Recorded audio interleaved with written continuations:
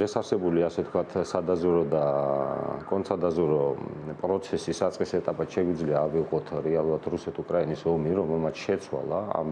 საქმიანობაში ის მოცემულობა, რომელიც მანამდე პერიოდში არსებობდა, შესაბამისად ამ ომით გამოწვეულმა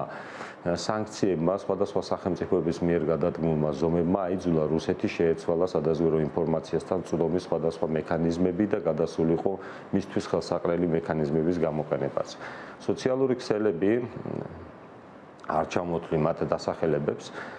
რეალურად არის უნიკალური შესაძლებლობა იმისათვის, რათა სპეციალურმა სამსახურებმა და განსაკუთრებით გამოცდილმა რუსეთის სადაზვერო თუ საფრთხების სამსახურებმა შეაგროვონ ინფორმაცია იმ ცალკეული პირებისა თუ სუბიექტების შესახებ, რომელიც მათი ინტერესის საგანს წარმოადგენს.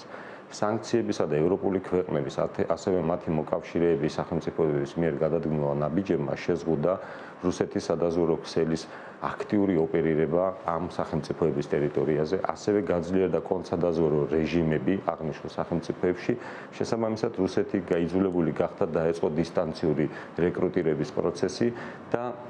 ერთჯერადი ან მინიმალური ამოცანის შესრულების გზით მისი დაინტერესების საკითხებზე ინფორმაციის შეგროვება და შემდგომში ამ ინფორმაციის გამოყენება. სპეცსამსახური როგორც წესი ძირითად შემთხვევაში ცდილობს მისი სპეცსამსახურებთან მიკუთვნილობის საკითხი დამალოს, შესაბამისად სოციალური ქსელები იძლევა ამ ამოცანის შესრულების უნიკალურ შესაძლებლობას.